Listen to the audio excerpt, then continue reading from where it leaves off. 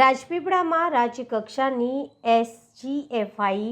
Gymnastic સ્પર્ધાનો શુભારંભ કરાવતા નાંદોદના ધારાસભ્ય doctor Darshanaben Deshmukh sports authority of Gujarat ગાંધીનગરના સંચાલન હેઠળ નર્મદા જિલ્લા રમતગમત અધિકારી કચેરી દ્વારા ભાઈઓ તથા બહેનોને SGFI રાજ્યકક્ષાની શાળાકીય અંડર 14, 17 અને 19 જિમ્નાસ્ટિક સ્પર્ધાઓનો પ્રારંભ નાંદોદના ધારાસભ્ય ડોક્ટર દર્શનાબેન દેશમુખના હસ્તે કરવામાં આવ્યો હતો।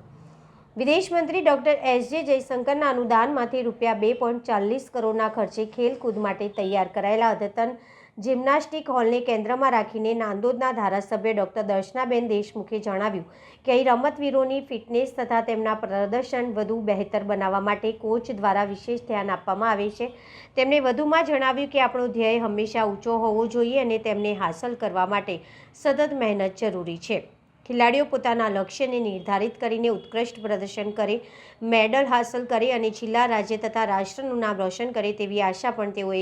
વ્યક્ત કરી હતી। આ પ્રસંગે શ્રી ગુજરાત વ્યાયામ પ્રચારક મંડળના મહામંત્રી ડૉક્ટર કરણસિંહ ગોહિલ, જિલ્લા રમત વિકાસ અધિકારી દિનેશભાઈ ભીલ, ગુજરાત જિમ્નાસ્ટિક એસોસિએશનના joint secretary Ranjitbhai Vasava, gymnastic coach Gaurishankar Dave, Gujarat વ્યાયામ પ્રચારક મંડળના campus director doctor KJ Gohil, Shri Chhotubhai Purani, કોલેજના પ્રાચાર્ય PV આચાર્ય સહિત સમાજસેવી, જિલ્લા અગ્રણી, કોચો તેમજ મોટી સંખ્યામાં રમતવીરો ઉપસ્થિત રહ્યા હતા।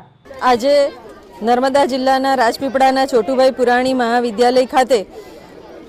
રાજ્ય કક્ષાની અને જિલ્લા કક્ષાની સ્પર્ધાઓનો આરંભ થઈ ચૂક્યો છે, જેમાં જિલ્લા કક્ષાના ખેલ મહાકુંભ અંતર્ગત સ્કેટિંગની સ્પર્ધાનું આયોજન થયું છે, જેમાં ભાઈઓ અને બહેનોની બંનેની ટીમે આ સ્પર્ધામાં ભાગ લીધો છે અને જિલ્લા કક્ષાની આ ટીમમાં સ્કેટિંગમાં 9 વર્ષથી લઈને ઓપન સુધી જે વિદ્યાર્થી મિત્રોએ ભાગ લીધો છે એ સૌને હું ખૂબ